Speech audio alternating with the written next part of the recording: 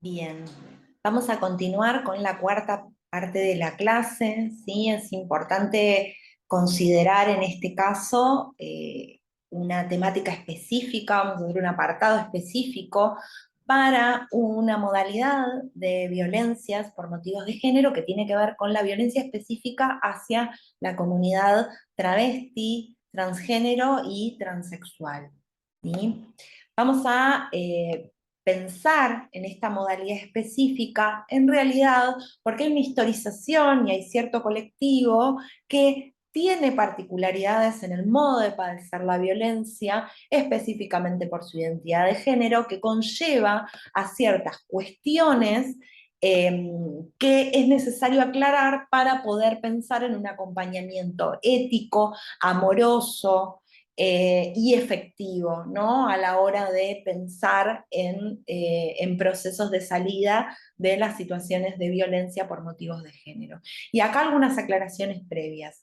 En este caso, no me encuentro hablando en nombre de una comunidad y qué es lo que esa comunidad padece específicamente, porque es una comunidad a la que no pertenezco y quiero hablar con mucho respeto, sino que desde mi lugar como psicóloga y habiendo acompañado situaciones de violencia de género, la salida de estas situaciones en esta población específica, voy a hablar desde mi experiencia, ¿sí? Asimismo, les recomiendo que escuchen a las referentes de los colectivos travestis, transgénero y transexuales en primera persona, ¿sí? Hoy en día, con las redes sociales y además con ciertos libros de referencia, con ciertas autoras, con ciertas referentes que tienen mucha circulación en lo público, podemos tener una llegada directa a los testimonios en primera persona.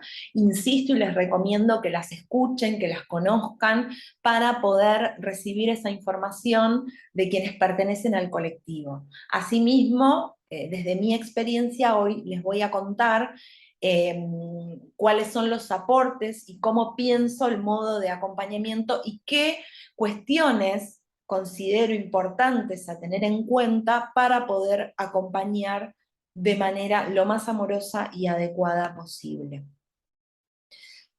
Bueno, ¿por qué hacemos un apartado específico? Porque considerando una mirada interseccional en la cual había muchas variables que nos atraviesan como sujetes, pensamos y consideramos que hay cuestiones específicas que constituyen una violencia específica hacia esta comunidad que tiene que ver con su identidad de género. Por ende, el modo de acompañamiento no es el mismo en una situación de violencia de género hacia una mujer cis que hacia la comunidad travesti trans.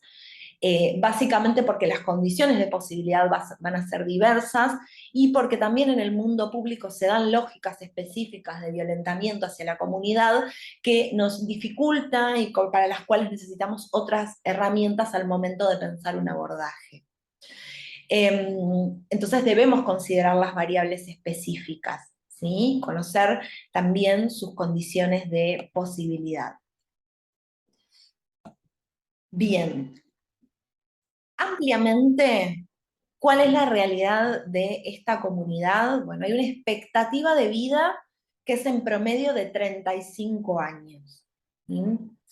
Y acá me voy a detener un momento, ¿no? Porque pensemos que tienen una expectativa de vida, un promedio de vida que es el mismo que el resto de la humanidad tenía en la Edad Media. Es menos de la mitad de años que tiene el resto de la humanidad en promedio como expectativa de vida. ¿Y esto con qué tiene que ver? Tiene que ver con el imaginario social y los mitos que subyacen en este imaginario y el modo en que somos subjetivades basándonos en una cis heteronorma y en trans odio, en trans expulsión.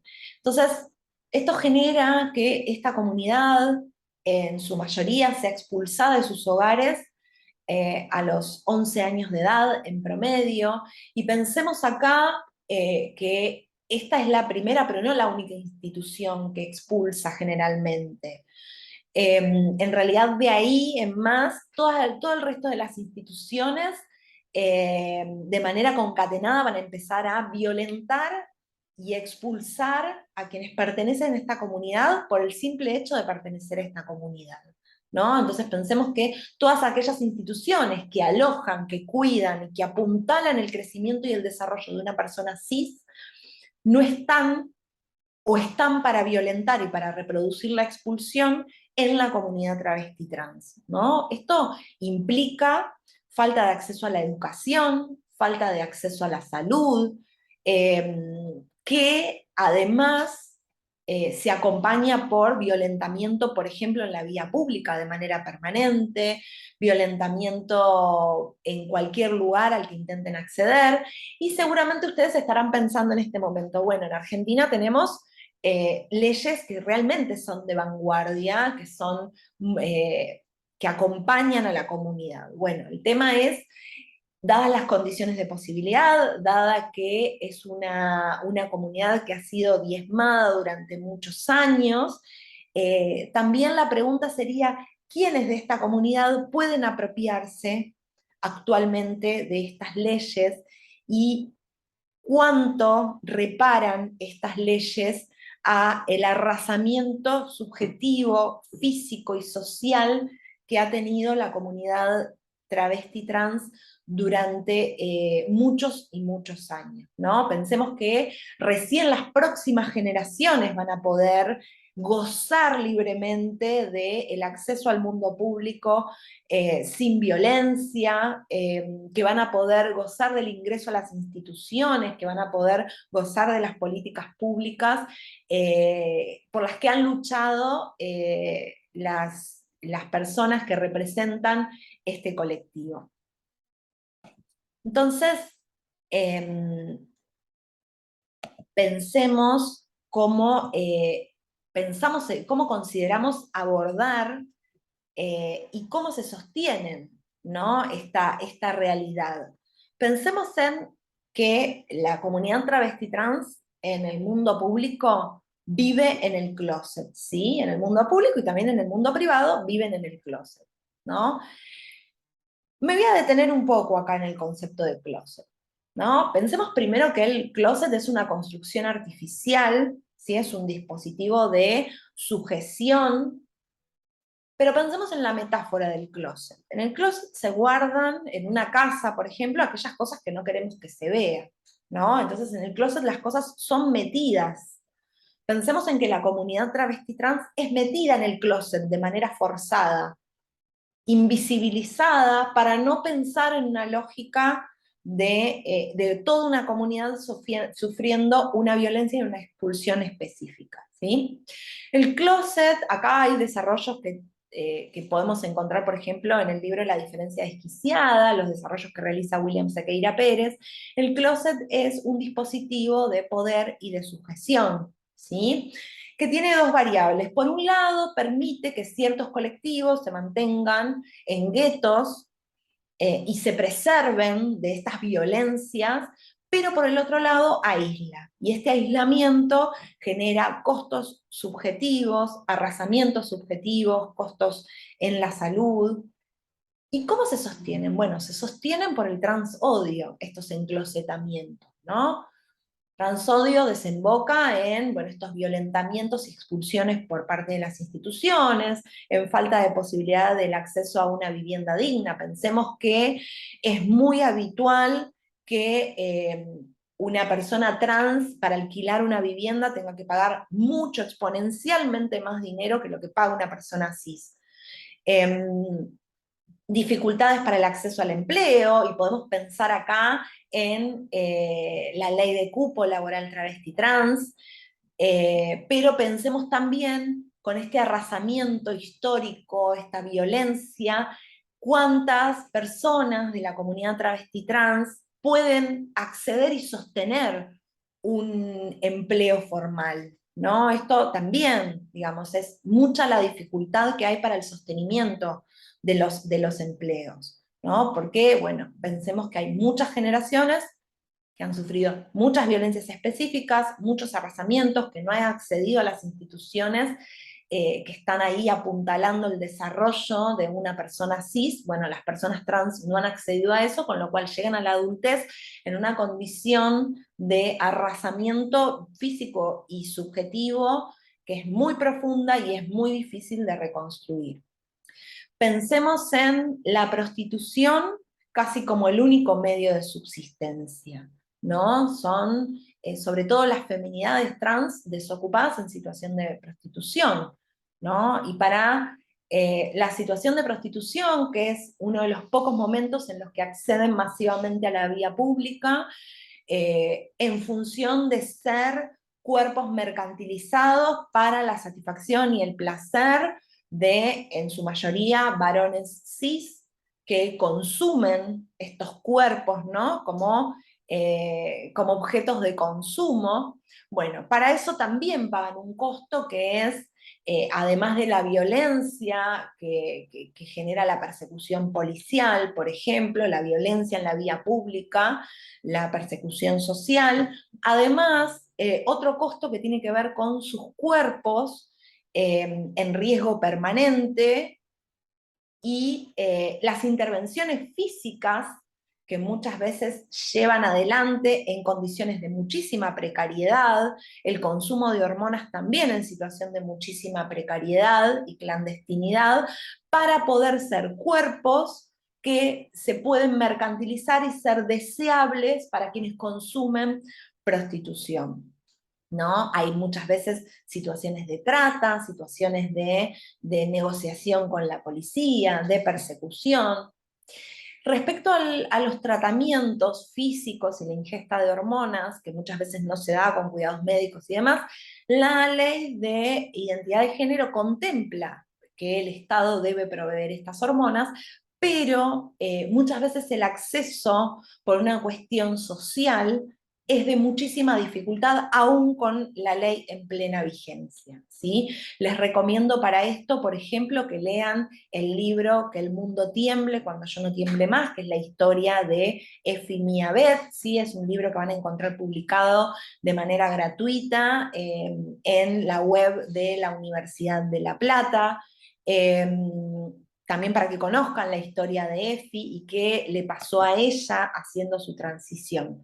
Por otro lado, también les recomiendo el libro La Roy, de Florencia Guimaraes, para conocer cómo es la realidad de las condiciones de habitar la calle en situación de prostitución.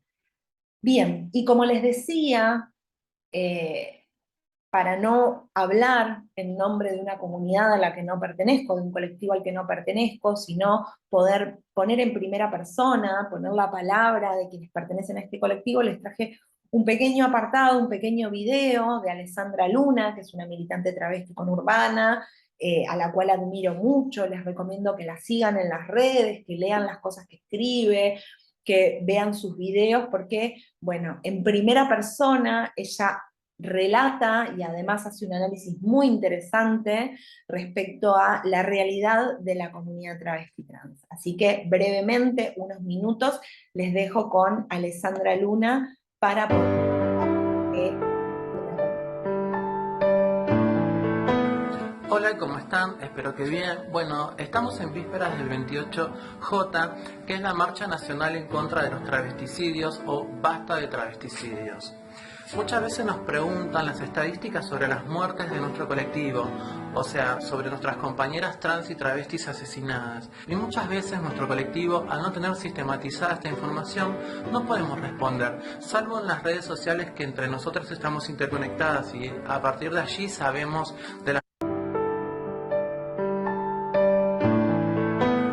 Hola, ¿cómo están? Espero que bien. Bueno, estamos en vísperas del 28J, que es la marcha nacional en contra de los travesticidios o basta de travesticidios.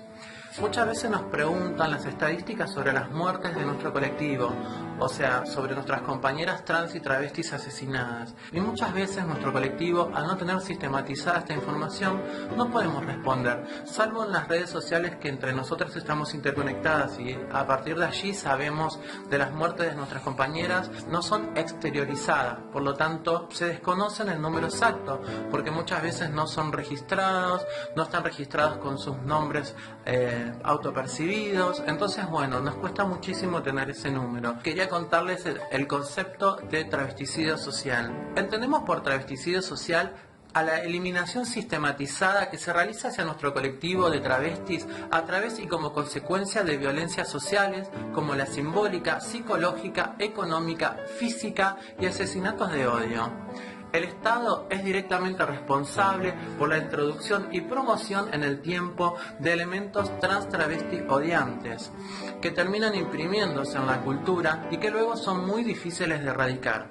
Estos elementos son a través de penalizar todo lo que se sale de la norma heterosis sexista con edictos policiales o contravencionales, también avalando constitucionalmente bibliografía de ideología religiosa donde expresamente se demoniza todo lo que se sale de dicha norma, y también por omisión rotunda de políticas públicas de salud, educación, asistencia crítica hacia nuestro colectivo travesti trans y o su incumplimiento.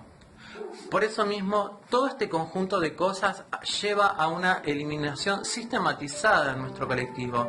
No solo el asesinato a nivel físico, que es la expresión cruenta de este travesticidio social. La concreción y cristalización de este travesticidio social, de hecho, está traducido en nuestro promedio de vida o esperanza de vida de 35 años. Ningún otro colectivo, como colectivo, tiene esta esperanza de vida.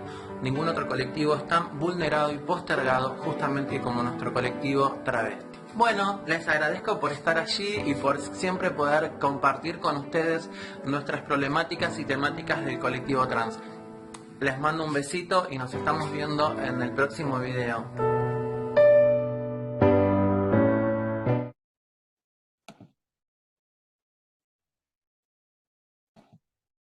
Es interesante pensar que evidentemente hay una brecha entre las leyes, las políticas públicas y la comunidad a la que esas leyes y esas políticas públicas deberían contener y amparar y cuidar y acompañar, ¿no? ¿Y qué es lo que pasa acá? Esta brecha tiene que ver con esta lógica de una mirada interseccional y de pensar cuáles son las condiciones de posibilidad, ¿no?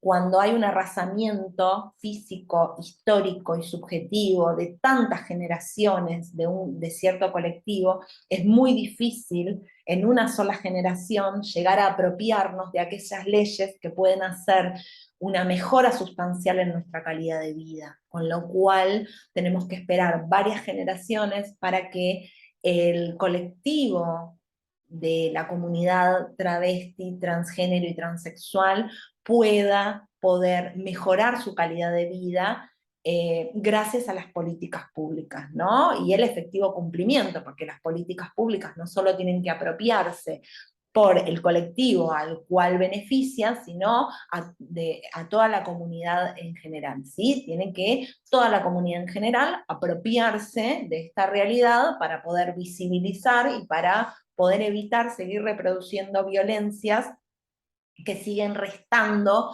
aún con la existencia de políticas y de leyes que deberían mejorar la calidad de vida de este colectivo.